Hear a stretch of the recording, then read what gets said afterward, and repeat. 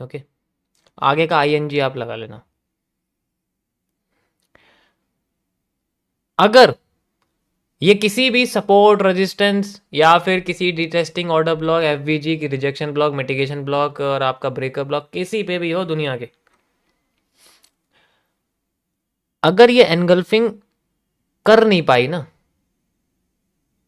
Engulfing का मतलब body को क्रॉस करके मार्केट में बनाना नहीं है ग्रीन बॉडी, चाहे इसके ऊपर चली जाए ऐसे चली जाए, अगर ऐसा पैटर्न बन जाए, दिस इज नॉट एनगल्फिंग, ये एनगल्फिंग नहीं है। और अगर मार्केट इस कंडीशन में ऐसे भी कर दे, दिस इज नॉट एनगल्फिंग, ये बेरिश एनगल्फिंग नहीं है। हम इस दोनों पैटर्न्स को बोलते हैं द गियरमैन्स। और ये क्या करती है, ये धोखा देती है, धोखा देती है, धोखा। ये दिखाती है कि मैं ऊपर जाने वाली, लेकिन एक्चुअल में नीचे गिरा देती है मार्केट को। आपको एग्जांपल दिखाता हूँ चार्ट पे कैसे दिखेगी, ठीक है। हाउ वी फाइंड इट, किस तरीके से लेवल्स के ऊपर। ज़्यादातर केसेस में देखो, अब हर पैटर्न तो काम नहीं करेगा 100%, लेकिन ज़्यादातर केसेस में एनगल्फिंग नहीं कर पाती, तो वो इस तरीके से हमें धोखाधड़ी देती है। ये आफ्टर इफेक्ट्स में एक चीज लाइन डालना भूल गया इसके अंदर, ये जो गियरमैन है ये आपके आफ्टर इफेक्ट्स में काम करता है। आफ्टर इफेक्ट्स यानी कि ये पहले खुद को फेल करेंगे, उसके बाद फिर काम करेंगे, लेकिन उससे पहले ये अपनी सप्लाई डिमांड को पूरा कर लेंगे, जैसे भी होगा, ठीक है, उसको पूरा कर लेंगे। तो इनको हम लोग आफ्टर इफेक्ट्स के अंदर ही डालते हैं। आएगा आपके आगे आगे आगे जाके आफ्टर इफेक्ट्स के एडवांस कॉन्सेप्ट्स आएंगे, उसमें मैं आपको बताऊं कि किस तरीके से कौन सा पैटर्न जो रियल भी दिखता है फिर भी वो आफ्टर इफेक्ट्स क्रिएट कर देता है। तो ये आफ्टर इफेक्ट्स के कॉन्सेप्ट हैं आपके। इसको थोड़ा वैसे लिखता हूँ मेरे को, क्योंकि ये कॉन्सेप्ट है तो इसका नाम इसमें लिखना चाहिए मुझे। यानी कि ये खुद को फेल करते हैं फिर काम करना शुरू कर देते हैं, ज़्यादातर केसेस में इस तरीके से। मैं आपको दिखाता हूँ चार्ट पे, ठीक है। इसमें ही आ जाते हैं हम लोग, कहीं ना कहीं देखते हैं कहाँ मिलेगा हमें। और क्या देखना है कि बेस देखना पड़ेगा, बेस जो होता है, यानी कोई रीटेस्टिंग है, कोई रिवर्सल है, वो सारी चीज़ें देखनी पड़ेगी, ठीक है। एग्जाम्पल के लिए ये देखो आपके सामने एक बना हुआ है, ये देखो, this is the base and this is the engulfing like pattern, लेकिन ऊपर की साइड बॉडी क्लोज नहीं करी ना इसने, तो पहले तो गया fake and then reversal create करने की कोशिश करी, ऐसे करता है, फेक करने की कोशिश करता है, पहला बेस चाहिए उसके बाद। और दिखाता हूँ मैं आपको कहाँ दिखेगा, आपको कहाँ देखने को मिलेगा ये, यहाँ पर भी नहीं है। बिग बॉडी चाहिए, छोटी बॉडी नहीं चाहिए। अगर छोटी बॉडी हुई तो वो हैमर हो जाएगा ना, फिर तो वो उसके साथ थोड़ी अटैच होगा। बॉडी चाहिए बड़ी, we need big body. Where is the big body, यहाँ पर भी नहीं है। You can see like this, ये देखो, पहला move fake then reversal after effects, ठीक है। और दिखाते हैं दूसरा टाइम फ्रेम, 2 मिनट का टाइम फ्रेम, 2 मिनट तो नहीं होगा, सॉरी 3 मिनट हो जाएगा, 3 मिनट पे 5 मिनट में देख लेते हैं। और बताओ,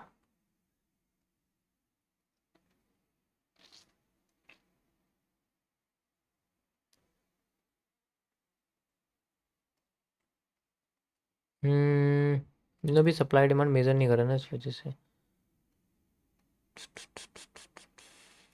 ये देखो बेरिश एनगल्फिंग,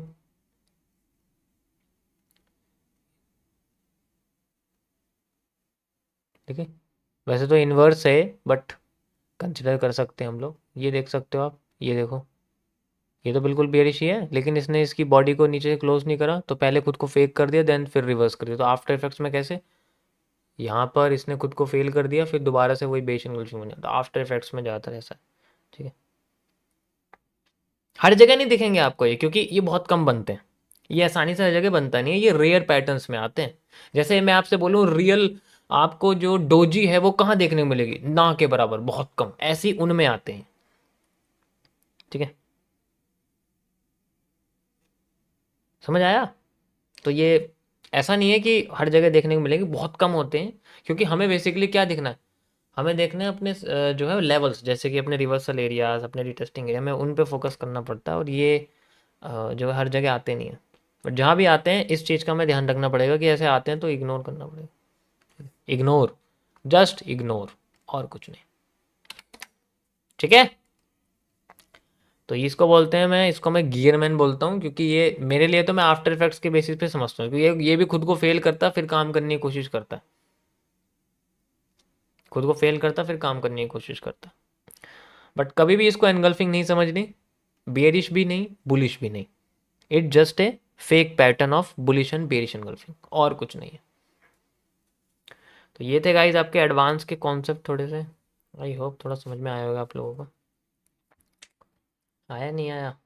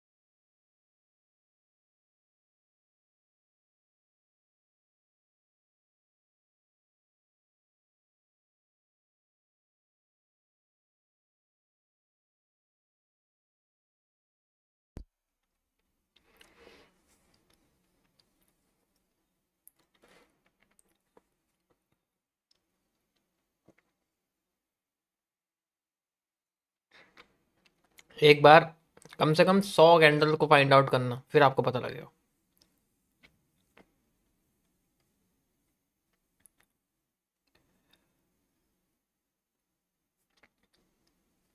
भाई अगर हमें किसी चीज़ की एक्यूरेसी नापनी होती तो हम क्या करते हैं, हम उसको 100 से डिवाइड वगैरह करते हैं, मल्टीप्लाई करते हैं, है ना। तो इसी तरीके से अगर कोई भी पैटर्न है, कोई भी कैंडल है, कोई भी चीज़ है, हम उसको 100 बार देखेंगे ना, तब जाके पता लगेगा कि वो हमारे सामने ऐसे दिखती है नहीं दिखती। क्योंकि मैंने तो 10-12 लाख कैंडल देख रखी हैं, इसलिए मेरा एक्सपीरियंस थोड़ा सा अलग है। मेरा एक्सपीरियंस कैंडल के बेसिस पे है, टाइम बेसिस पे नहीं है। ठीक है, गॉट इट इट। हाँ,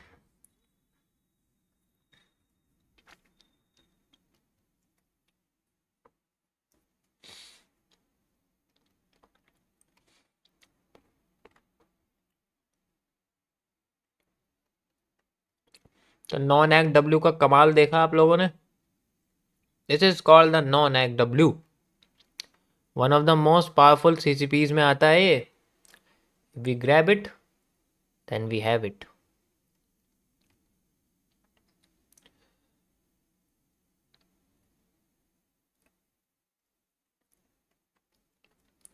अब ये कुछ नहीं कर रही है, पिछले वाला स्ट्रक्चर ही कॉपी पेस्ट कर रही है अपने हिसाब से।